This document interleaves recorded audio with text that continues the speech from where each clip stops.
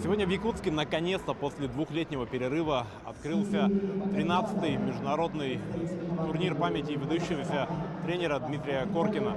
А 2 года турнир не проводился, потому что были ковидные ограничения. И вот, наконец-то, участники из 13 стран мира съехались в Якутск для того, чтобы на коврах в спорткомплексе «Триумф» выяснить, кто же из них самый-самый.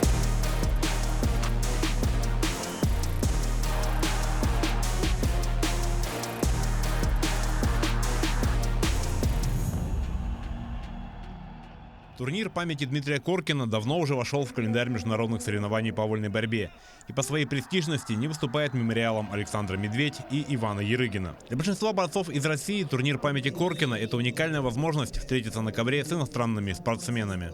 Давно не участвовали наши спортсмены, не участвовали на международных соревнованиях, и вот сегодня отличная возможность опять вспомнить старых соперников, пощупать международную арену. И, как говорится, и организация прекрасная. На этом турнире уже 3-й раз выдающийся тренера Дмитрия Петровича Коркина, который, все мы знаем его легендарных учеников, целая плеяда спортсменов, за которым последовал и Виктор Николаевич Лебедев.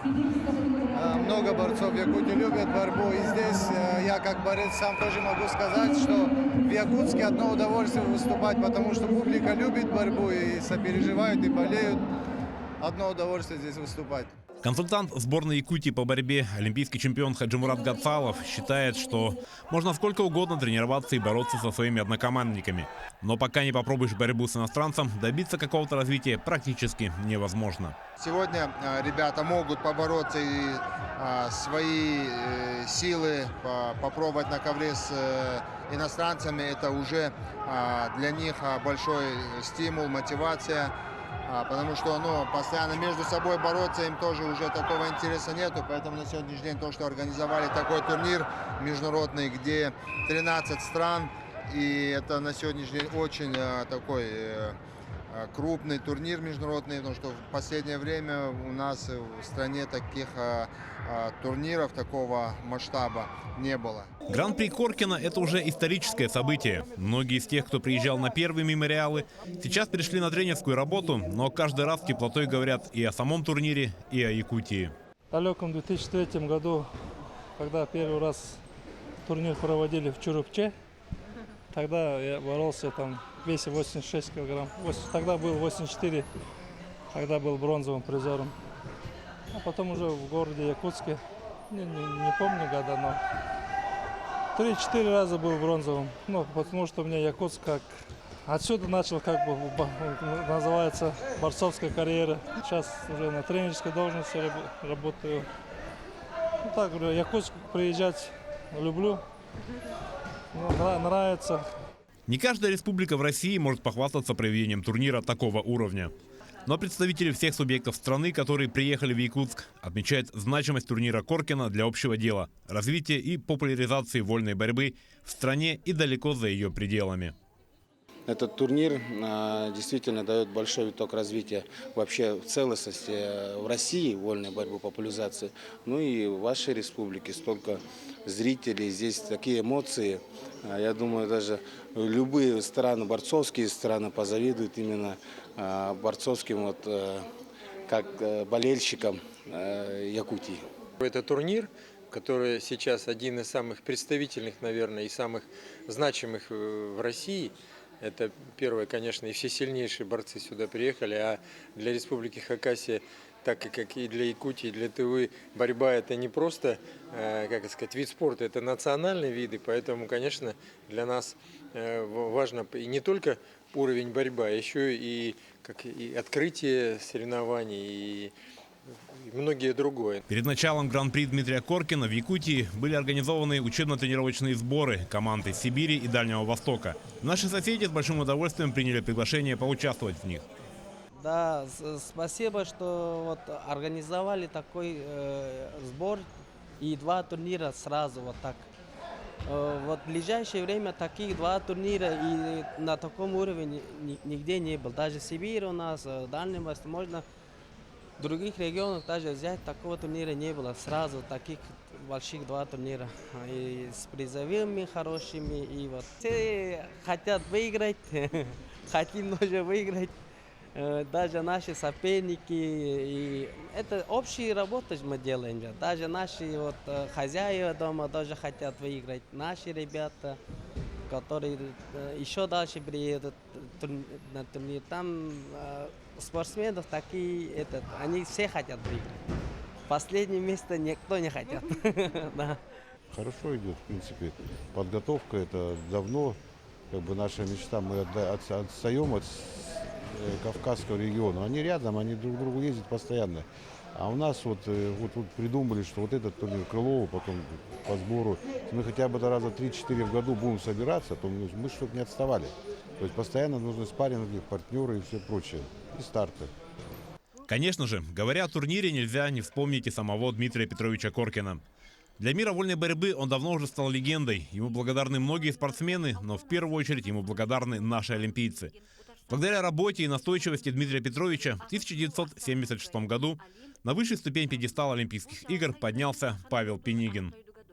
Он для нас был учителем, воспитателем, педагогом. Это одна сторона медали. А вторая сторона медали, он сделал структуру системы борьбы правильную. К моему счастью, он это сделал в Чуровче. И он дал нам именно якутскую школу борьбы. Вот это преимущество, индивидуальная школа нашей преимущество в этом заключалось. Ну, он великий человек. Он делал колоссальный сильный фундамент. Фундамент крепкий, который выдержал небоскреб, который самый верхний этаж, можно называть, это Олимпиада. Те основы, которые заложил Дмитрий Коркин в развитие вольной борьбы, давно уже вышли за пределы Якутии. Его техники, его подход к тренировочному процессу стал основой для многих тренеров и в России, и за ее пределами. Я вспоминаю, что он был прекрасный педагог, был хороший, умел, как говорят, знаете, как эти семена он умел их находить, и потом еще их не только сеять, он их находил. Ну, вовремя, скажем так, передавал в хорошие школы, там, где практически состоялись тоже и Пинигин, и Роман Дмитриев, Иванов, именно те, которые стали олимпийскими чемпионами. А я знаю, что он здесь создал школу борьбы. Сейчас-то все об этом знают, но раньше это было более суровые времена, зала не было, то все. А человек кропотливо занимался этим, находил ребят. Не только российские борцы скучают по международным коврам. Спортсмены из дальнего зарубежья тоже ждут, когда наши атлеты вновь выйдут на международный уровень. Ведь чтобы становиться сильнее, бороться надо с лучшими. А в мастерстве и таланте наших вольников никто в мире не сомневается. Большое спасибо зрителям, спасибо всем, кто за меня болел. Также выражаю огромную благодарность организаторам за то, что устроили такой потрясающий турнир. Тут собрались по-настоящему сильные борцы. От этого моя победа для меня еще более значима. У вас прекрасная страна, прекрасный город, и я с большим удовольствием приеду к вам еще раз. Может быть, в следующем году на следующий турнир, может, на какой-то другой, пока не знаю. Но точно еще раз приеду в Якутию. Действительно, за последнее время российские борцы не имеют возможности доказать свое мастерство на международных коврах. Поэтому победе на турнире Коркина радуются и призеры чемпионата мира.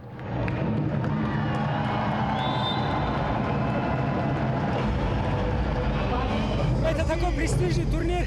Я еще в 2018 году ехал сюда за победой. Тогда мне не удалось даже войти в призеры. Этот раз, второй раз, сдалека прилететь сюда и обратно проиграть, уехать не хотелось бы. И даже олимпийские чемпионы.